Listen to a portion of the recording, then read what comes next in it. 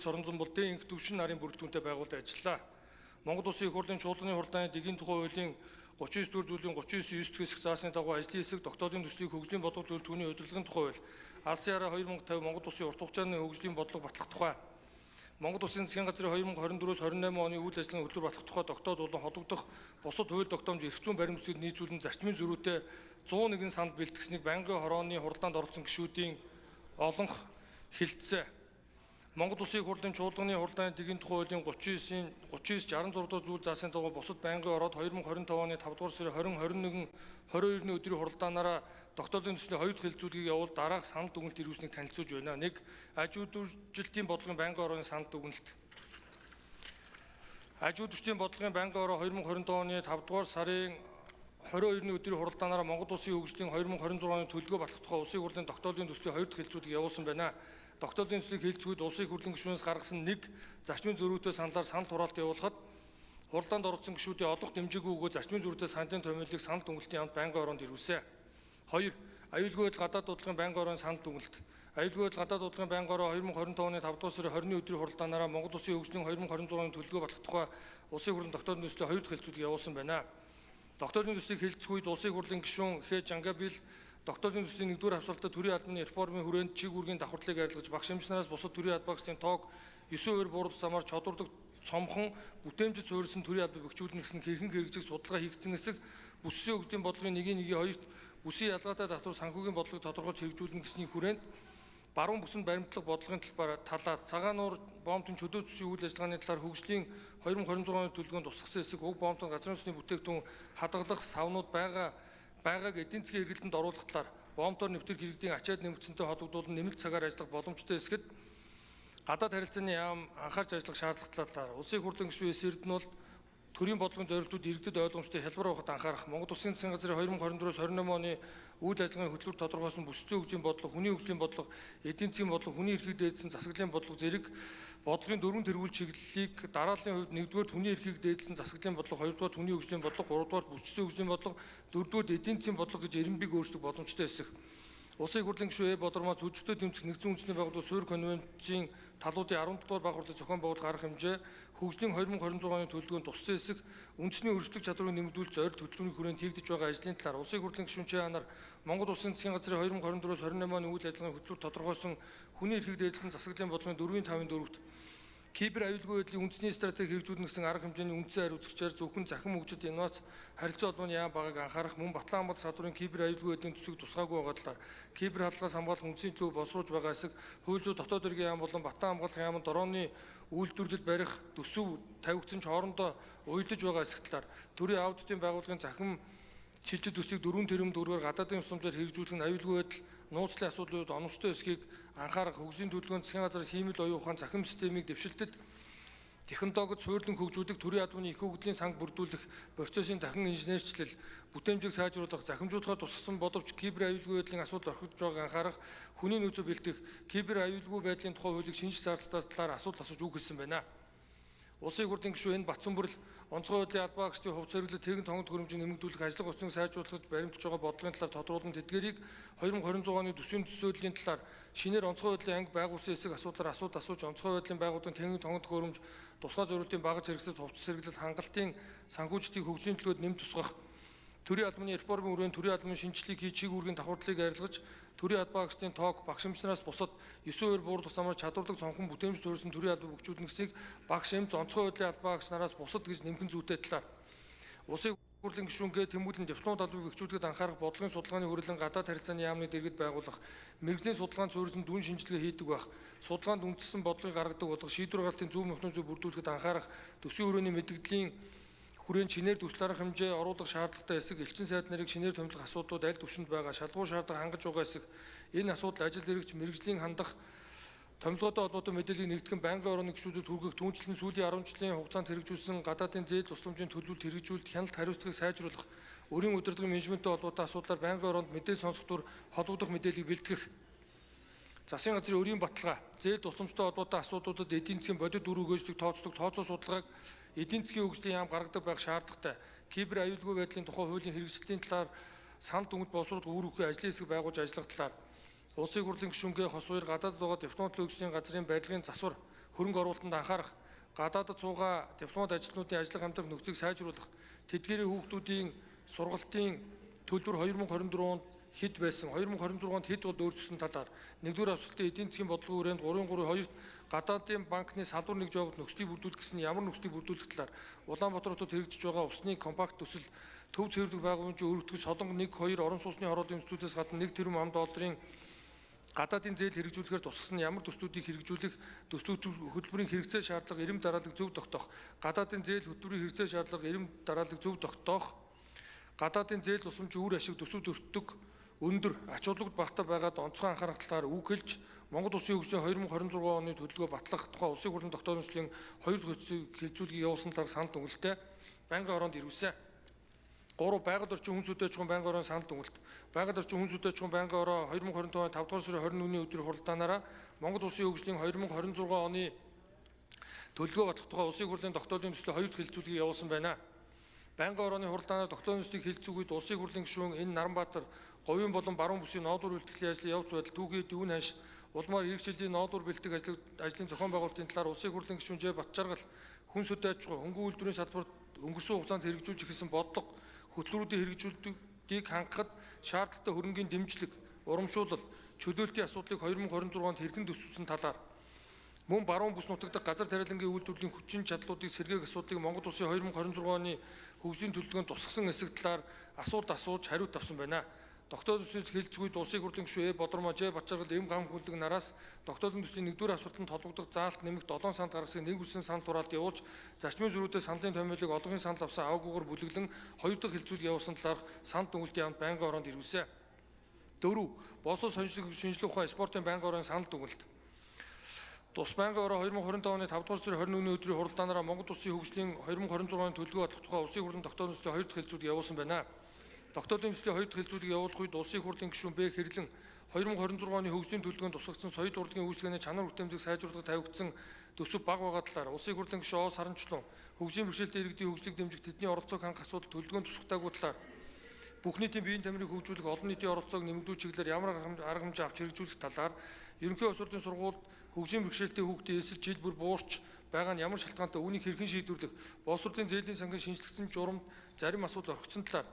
Улсын хурлын гишүүн Д. Бомочор судалгааны их сургуулийн тухай хуулийн төслийг боловсруулж байгаа эсэх, 2026 онд багтаа өргөн барих эсэх, шинжлэх ухааны технологийн тухай хуульд их сургуулиуд шинжлэх ухааны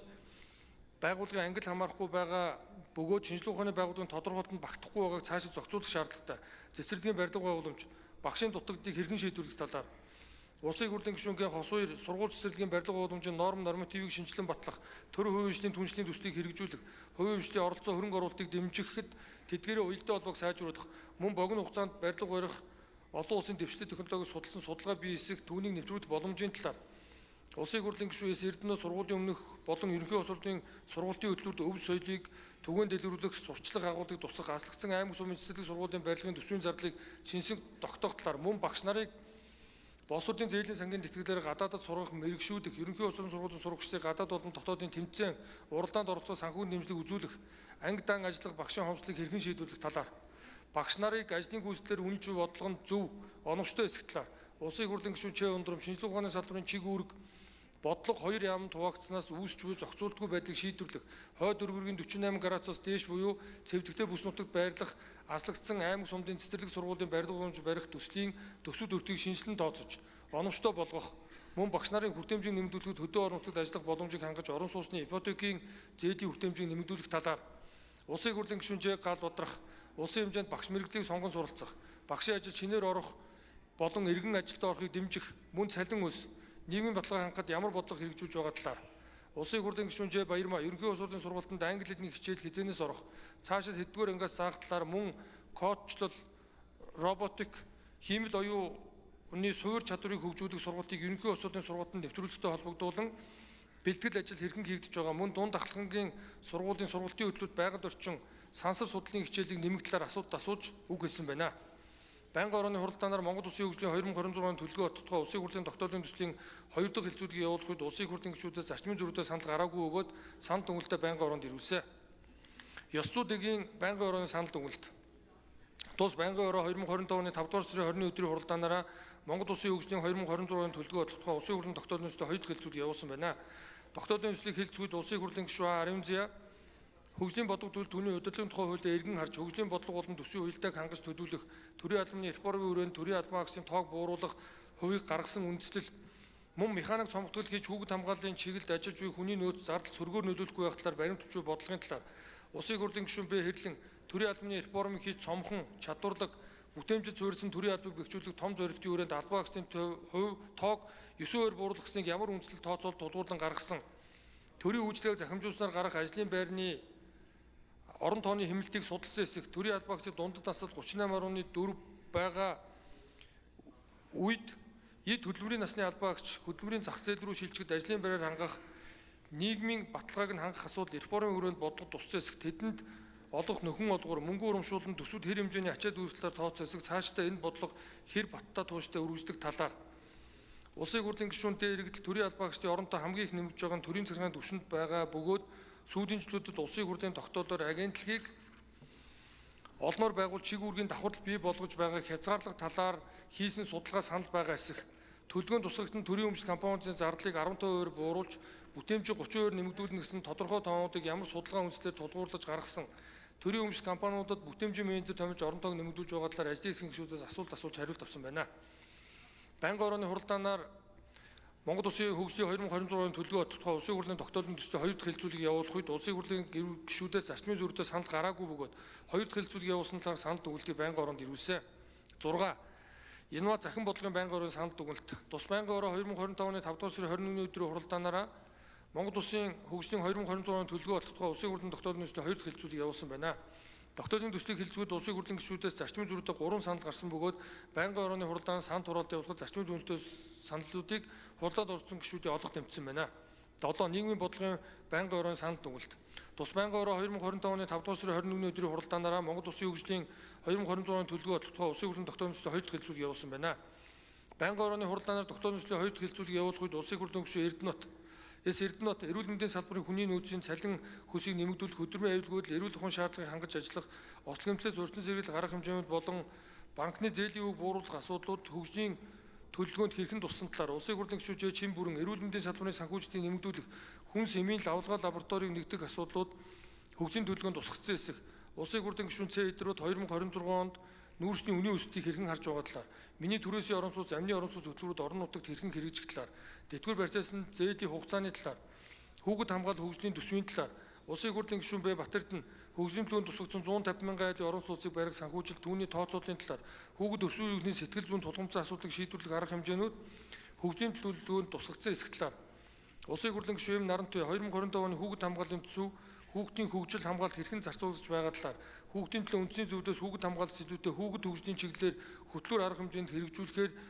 шийдвэрлсэн байгаа шалтгааны талаар эрт илрүүлгийн хүрээнд умаа үзүүний хор тавдар эрт илрүүлэг хийгдэж байгаа хэсэг талаар улсын хурлын гишүүн Ж Баярмаа нийгмийн эрүүл мэндийн тусламж үйлчилгээний төс төлбөрүүдийн хэрэгжлийн талаар тус асуулт асууж хариулт авсан байна. Тогтоолын төслийг хэлцгүүд улсын хурлын гишүүдээс зарчмын зөрүүтэй нийт 19 санал гарсныг нэг үрсэн санал хураалт явуул зарчмын зөрүүтэй саналын томилог олонхын санал авсан аваагүйгээр нь бүлэглэн 2 дахь хэлцүүлэг явуулсан талаарх дүгнэлт зарчмын зөрүүтэй саналын томилыг хамт байнгын ороонд ирүүлсэн. 8. Төрийн байгуулалтын байнгын орооны санал дүгнэлт. Тус байнгын ороо 2025 оны 5 дугаар сарын 20-ны өдрийн хуралдаанаараа Монгол Улсын хөгжлийн 2026 оны төлөвлөгөө тухай улсын хурлын тогтоолын төслийн 2 дахь хэлцүүлэг явуулсан байна. Байнгын орооны хуралдаанаар тогтоолын төслийг хэлцгүүд улсын хурлын гишүүн Б Баярбатар тэргүүлэх чиглэлд дурддагдсан төрийн албаны реформын талаар багш эмчнараас бусад төрийн албан агчнарын тоог 9% бууруулсанаар чадварлаг цомхон бүтээмж суурилсан төрийн албыг хөгжүүлэх арга хэмжээг ямар аргачлалаар хэрэгжүүлэх төрийн албанд цомгтгол хийснээр реформ болж чадах хэсэг үүнтэй холбоотой төрийн байгууллагуудын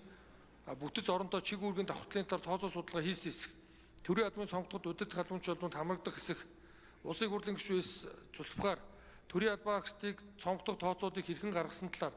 чөлөөтсөн албан агчдын нийгмийн хамгааллын зардал тэтгэмжийн асуудлыг тооцсон хэсэг хөдөлмөрийн зах зээлд ажил санал болгох болон төрийн албанд цэлэн ажил зэрэг арга хэмжээ авах хэсэг улсын хурлын гишүүн Х Бодромоо дунд хугацааны зорилт төлбөрүүдийг боловсруулах ажлын хэсгүүд байгуулагдаж ажиллаж байгаа хэсэг улсын хурлын гишүүн Г Уян гişиг төрийн албаны захин системийг химид оюуны технологийн дэвш суурилан хөгжүүл захин шилжилтийг эрчимжүүлэх хүрээнд хэрэгжүүлэх арга хэмжээний талаар болон дэд үтсийн шинжилэл, сайжруулалт, нэвтрүүлэлтийн ялгааны талаар, төрийн үйлчлэгээний талаарх иргэдийн сэтгэл ханамжийн түвшнийг нэмэгдүүлэхэд төлөвлөсөн ажлын талаар улсын хурлын гишүүн Ц Самдаг Очир төрийн албаны шинжилгээний талаар төрийн албан хаагчдыг цомгдох асуудлын хүрээнд төрийн өмчийн компаниудын өндөр цалинтай шинэ оронтойг цөөлөх асуудлыг судалсан хэсэг. Мөн түүсэн сонгуулийн санал толгой төхөөрөмжийн ашиглалтын хугацаа шинжилгээний талаар тус асуулт асууж хариулт авсан бөгөөд санал дүгнэлтэд байнгын ороонд ирүүлсэн. 9. Төсвийн байнгын орон санал дүгнэлт. Тус байнгын ороо 2025 оны 5 дугаар сарын 21 өдрийн хуралдаанаар Монгол Улсын хөгжлийн 2026 оны төлөвлөгөө бодлого тухай улсын хурлын тогтоодын төслийн 2 дахь хэлцүүлэг явуулсан байна. Байнгын орооны хуралдаанаар тогтоодын төслийг хэлцүүд улсын хурлын гишүүн Б төвшнгөөс тогтоодын төслийн 2 дугаар авсгалтад Нөмөрг Улаангом чиглэлийн А18 дугаартай авцамаас арц зуур чиглэл хилийн боомт хүртэлх хатуу уучлалтай авцам барих, Нөмөрг Улаангом чиглэлийн А18 дугаартай авцамаас арц зуур хилийн боомт хүртэлх хатуу уучлалтай авцамын үргэлжлэл улсын хурлын гишүүн Д Батлутаас тогтоодын төслийн 2 дугаар хавсралтад Эрдэнэ дотоод байгууллага бүсийн тээвэр логистикийн төвийн техник эдийн засгийн үндэслэлийг боловсруулж батлуулах, олон жил гацсан ерөнхий боловсролын сургуулийн барилгыг барьж дуусгах, улсын хурлын гишүүн Б Заяа Балаас тогтоодын төслийн 2 дугаар хавсралтад баруун бүсэд зоонод зуудлалын төвийн барилга шинээр барих, Улаан гом баруун дөрвөн чиглэлийн 180 км хатуу уучлалтай авцам барих гэсэн төсөл арга хэмжээ нэмэгдээ холбоотой санал гаргасныг хурлаанд орсон гишүүдийн олонх дэмжээгүй.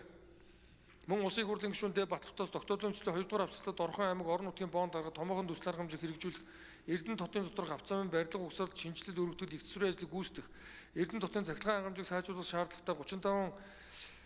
35 киловаттын цахилгаан дамжуулах агаарын шугам дэд станцыг барих, зарим ихтэй сургуулиудыг мэргэжлийн чиглэл салбараар нь төрөлжүүлж, Эрдэнэ дотоод хотхон байгууллагын шилжүүлэх гэсэн төсөл арга хэмжээ нэмэгдээ холбоотой санал гаргасан хурлаанд оролцсон гишүүдийн олонх дэмжсэн бөгөөд зарчмын зөрүүтэй саналын томьёолыг олонхын санал авсан аваагаар бүлэглэн 2 дахь хэлцүүлэг явуулсан талаар санал дүгнэлтэд байнгын ороонд ирүүлсэн. 10. Хууль зүйн байнгын орон санал дүгнэлт. Тус байнгын ороо 2025 оны 5 дугаар сарын 21 өдрийн хуралдаанаараа Монгол Улсын хөгжлийн 2026 оны төлөвлөгөө бодлого тухай улсын хурлын тогтоодын төслийн 2 дахь хэлцүүлэг явуулсан байна. Тогтоодын төслийг хэлцүүд улсын хурлын гишүүн П сайн зөргөөс хөгжлийн төлөвлөгөө болон төсвийн хүрээний мэдлэгтэй холбогдсон төрийн албан хаагчдын 9 сонгогдох асуудалд яригдж байгаа сонгогдох үндсэн шалтгаан үндслийг ярихгүй байна. Үүнд хууль сахиулгын шүүх эрх мэдлийн байгууллага өртөхгүй гэсэн болгоомжтой байна. Ачаал ихтэй иргэний болон эрүүгүй иргэн шүүгч дутагдaltaй. Мөн гүйцэтгэх болон анхаарчны нэгж ажиллаж байгаа хэсэгтээ хүний нөөцөөр нэмэгдүүлэх шаардлага байхад захиргааны бүтэцт анхааж байгаа талаар түншлэн шүүх эрх мэдлийн болон хууль сахиулах байгууллагын захимжилт хоцрогдолтой байгаа тул нэгдсэн төсвийн хөрөнгө оруулалт санхүүжилтийн асуудлын талаар улсын хурлын гишүүн Б энх хоёроос төрийн албаны оронтой урсгал зардал сүүлийн жилүүдэд нэмэгдэж байгаатай холбогдуулан гүйцэтгэлээр хасагдсан оронтой буцаагаад нэмж байгаа асуудал сангийн яам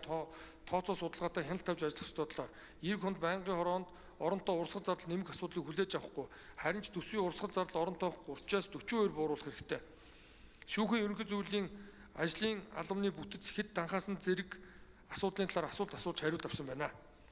Мөн улсын хурлын гишүүн П сайн зөрөг төрийн бүтэц данхааж байгаатай холбогдуулан тодорхой шийдэл гаргах нөхцөл байдал үүсэн гэдэгтээ санал нийлж байна. Гэхдээ зарчим арга зүйгээ ямар тооцоо судалгаанд үндэслэж байгаагаа тодорхой ойлгомжтой болох хэрэгтэй. Анхаарчдаж ажиллаж орон тоог нэмэхгүй, ачаал багтаа нэгжид орон тоо нэмж байгааг анхаарах, чиг үүргийн давхарлууд захиргааны данхар бүтэц болон ажлын алба гэдэг цалингийн шатлал зэрэг асуудал илүү анхаарах мөн хууль шүүх эрх мэдлийн байгууллагын захимжилтыг нэгдсэн нэг системд оруулах хэрэгтэй талаар үг хэлсэн бөгөөд санал дүгнэлтэд байнгын ороонд ирүүлсэн. Улсын хурлын чуулганы хуралдааны дэгийн тухай хуулийн 39-р зүйлийн 39-22 дахь хэсэг заасны дагуу Монгол Улсын хөгжлийн 2026 оны төлөвлөгөө бодлого тухай улсын хурлын тогтоодын төсөлтэй холбогдуулан ажлын хэсгээс бэлтгэсэн болон байнгын ороодоос ирүүлсэн 40 зарчмын зөрүүтэй саналыг томьёолыг нэг үржлэн хэлсэн санал хураалтаа явууж олонхын санал авсан аваагаар бүдэглэн та бүхэнд хүргүүлсэн болно. Улсын хурлын эрхэм гишүүдээ Монгол Улсын хөгжлийн 2026 оны төлөвлөгөө бодлого тухай улсын хурлын тогтоодын төслийн 2 дахь хэлцүүлэг явуулсан талаар эдийн засгийн байнгын орооны санал дүгнэлт зарчмын зөрүүтэй саналын томьёолтуудыг хэлэлцэн шийдвэрлэж өгөхнийг та бүхнээс хүсье. Анхаарал тавьсанд баярлалаа. Эдийн засгийн байнгын орооны дарга Сэдвд орчихсон байна. За баярлалаа.